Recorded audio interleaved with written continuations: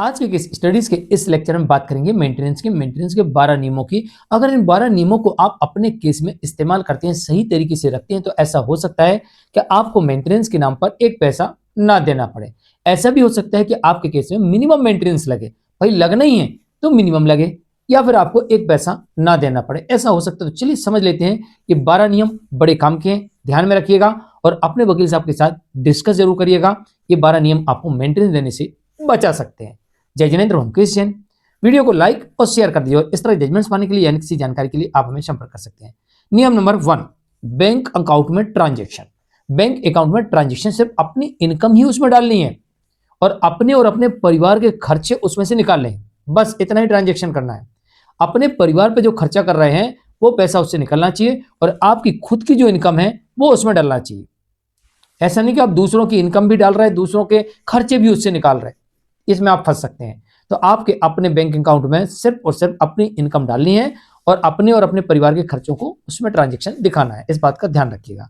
Number 2, आपके पास vehicle कितने हैं, उनकी वैल्यू क्या है और किस कैटेगरी के, डिपेंड इस पे भी करता है मेंटेनेंस के केस में। अगर आपके नाम से महंगी कई गाड़ियां हैं तो आपके केस में ज्यादा मेंटेनेंस लग सकता है, क्योंकि कोर्ट ये मान लेगी कि आपकी लग्जरी लाइफ स्टाइल है। तो कभी भी ऐसी गलती ना करे, कोई भी व्यक्ति ना करे कि एक ही व्यक्ति परिवार का और वो अपने नाम पे सारी गाड़ियां लेते जाते हैं। परिवार में और भी तो लोग हैं, तो जब भी आप गाड़ियां लेते हैं तो अपने परिवार के अलग अलग लोगों के नाम से लें, ताकि आपके ऊपर ये ना दिखे कि आपकी इतनी बड़ी लग्जरियस लाइफ स्टाइल है कि आप इतनी गाड़ियों का इस्तेमाल करते हैं। इस बात का भी ध्यान रखें। Number 3, policy. आपके पास में कई ऐसी बीमा पॉलिसियां होती हैं जिनमें, या फिर आप कई आरडी चलती हैं जिनमें आप बहुत सारा पैसा जमा करते हैं।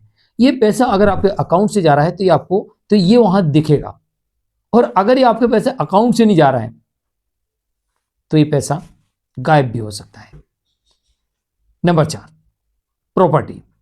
प्रॉपर्टी जो आपके नाम से होती है, इसमें आपको मेंटेनेंस के मामले में बिल्कुल भी डरने की आवश्यकता नहीं है। आपकी स्वयं की खरीदी हुई प्रॉपर्टी हो या आपके पिताजी की आपके नाम पे आई हो प्रॉपर्टी हो, इसमें आपको बिल्कुल भी डरने की आवश्यकता नहीं होती है। ज्यादातर लोग प्रॉपर्टी के मामले में डरने लगते हैं, छुपाने लगते हैं, बेचने लगते हैं, ट्रांसफर करने लगते हैं, गिफ्ट ट्रीट करते हैं। ऐसा कुछ नहीं आपको करना है। क्यों नहीं करना है? नंबर 1, जो प्रॉपर्टी आपने खुद के पैसे से कमाई है, खरीदी है, खुद की कमाई के पैसे से खरीदी है या आपके पिताजी की कमाई से आई है, तो ऐसी प्रॉपर्टी पर आपका सर्वाधिकार अधिकार है। इसे आप किसी को देना चाहें दे सकते हैं, नहीं देना चाहें तो नहीं देना चाहें तो ना दें। इसमें आपकी पत्नी दावा नहीं कर सकती है, ठीक, मतलब इसमें हिस्सा नहीं वो बांट सकती है, प्रॉपर्टी नहीं ले सकती है। हाँ, लेकिन आपके नाम से प्रॉपर्टी है तो आपको अपनी रजिस्टर्ड वसीयत अवश्य करना है, वरना आपकी मौत हो गई तो वो उस प्रॉपर्टी में हिस्सेदार बन जाएगी या मालकिन बन जाएगी, ये बात ध्यान रखिएगा। तो आपको अपनी प्रॉपर्टी में रजिस्टर्ड वसीयत कर देनी। दूसरी बात, प्रॉपर्टी से मेंटेनेंस का कोई लेना देना नहीं होता है। प्रॉपर्टी का मेंटेनेंस से कोई लेना देना नहीं होता है, क्योंकि प्रॉपर्टी से अगर इनकम नहीं है तो कोई लेना देना नहीं है, और अगर उस प्रॉपर्टी से रेंट आ रहा है तो लेना देना होता है, ठीक है।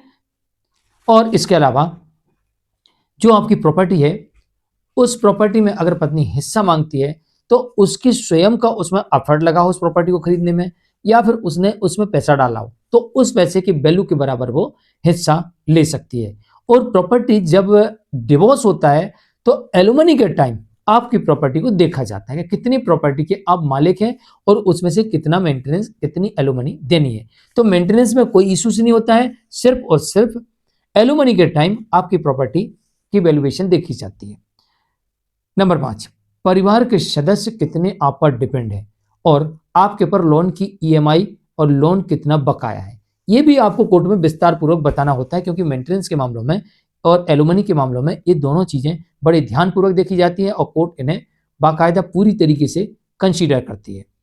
नंबर 6, आपके घर में कोई भी सीनियर व्यक्ति है, सीनियर सिटीजन है या फिर अन्य महिलाएं हैं, अन्य पुरुष हैं, तो अगर उनके साथ किसी प्रकार की अभद्रता की जाती है, उनको डराया धमकाया जाता है, मारा पीटा जाता है, या उनकी कोई कीमती वस्तु छुपा ली जाती है, चुरा ली जाती है, तोड़ दी जाती है, तो फिर वो लोग केसेस कर सकते हैं सीनियर सिटीजन एक्ट के अंतर्गत, महिला डोमेस्टिक वायलेंस एक्ट के अंतर्गत, और साथ में BNSS तमाम धाराओं में मामले दर्ज करवा सकते हैं, और ऐसा होने से भी आप मेंटेनेंस से बच सकते हैं। नंबर 7, आपको अपनी तरफ से शपथ पत्र जो देना है, एफिडेविट देना है, इनकम एफिडेविट, वो बिल्कुल साफ सुथरा और सही देना है। अगर आप गलत देते हैं, गलत जानकारी देते हैं, तो आपके विरुद्ध एफआईआर भी हो सकती है, आपके विरुद्ध क्रिमिनल केस भी आ सकता है और आपको सजा भी हो सकती है। तो आपको अपना बैंक स्टेटमेंट सही देना है, शपथ पत्र सही देना है, खर्चे की लिस्ट बिल्कुल सही देनी है और एसेट्स एंड लायबिलिटीज की लिस्ट बिल्कुल प्रॉपर सही देनी है। अगर आपका जीवन साथी कुछ भी इसमें से छुपाता है या झूठा एफिडेविट देता है, तो उसके खिलाफ आप तत्काल आपराधिक मामला दर्ज करवा सकते हैं, जिससे लोग कहते हैं भाई काउंटर केस कर दिया।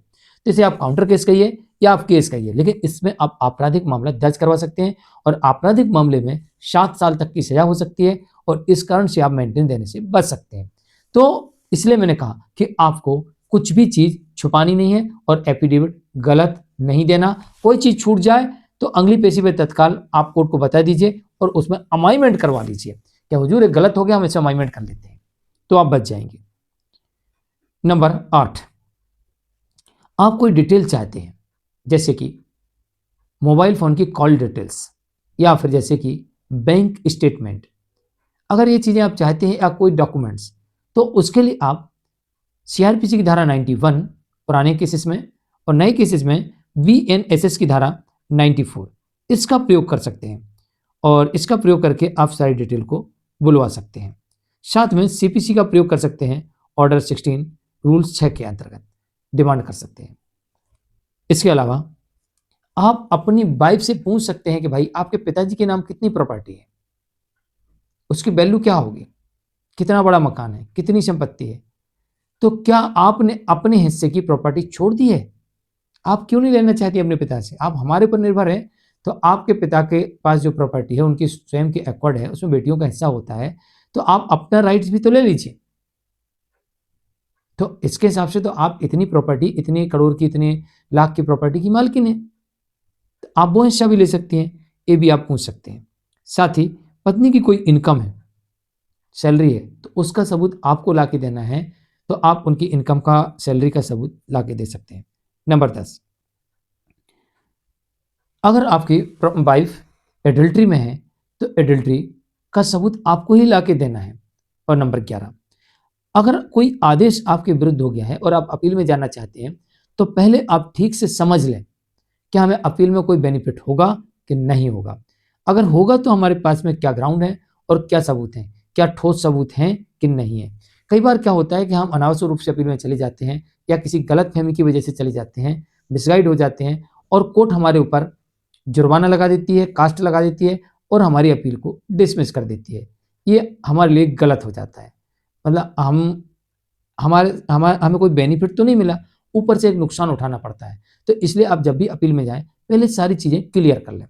और नंबर 12, कोर्ट के सामने सामान्य तरीके से रहें, शांत तरीके से रहें, कोर्ट को अकड़ ना दिखाएं, कोर्ट से बहस ना करें और जब तक आपको बोला ना जाए तब तक आप अनावश्यक रूप से बात ना करें।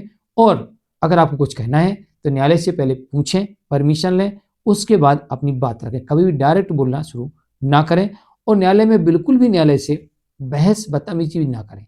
अगर आप ऐसा करते हैं, अकड़ दिखाते हैं, तो आपको भारी पड़ सकता है और आपको कोर्ट जेल भी भेज सकती है। तो कोर्ट में हमेशा शांति बनाए रखें। कई बार ऐसा होता है कि विपक्षी एडवोकेट या विपक्षी पार्टी आपको थोड़ा उकसाती है कि आप उकसावे में आके कुछ गलत कर जाए, तो आपको कोर्ट में इनके बहकावे में बिल्कुल भी नहीं आना है और उनकी चाल में आपको नहीं फंसना है। आपको कोर्ट में बिल्कुल शांत रहना है और विपक्षी पार्टी से 2 फीट दूर खड़े होना है, बिल्कुल भी पास में खड़े नहीं होना है। और हो सके तो आप 10 फीट दूर भी खड़े होइए, लेकिन 2 फीट से ज्यादा नजदीक नहीं जाना है, बिल्कुल दूर रहना है। नहीं तो उसने बोल दिया कि इसने देखो मेरे को मार दिया है, आप फंस सकते हो। गलती से भी हाथ लग गया या किसी और का लग गया, उसने बोल दिया साहब इसने मारा, तो आप फंस सकते हैं। इसलिए थोड़ी दूरी मेंटेन करके रखना और वहां पर शांत और हर शब्द पर विशेष ध्यान देना कि वकील साहब और जज साहब क्या बात कर रहे हैं, उसको सुनते रहना और हमें क्या बोलना है और क्या नहीं बोलना है, क्या बताना है, ये भी ध्यान में रखना है। यानी शांतिपूर्वक आपको सारी वार्तालाप सुनना है। तो मैं मुकेश जैन, आज के लिए इतना ही। नमस्कार।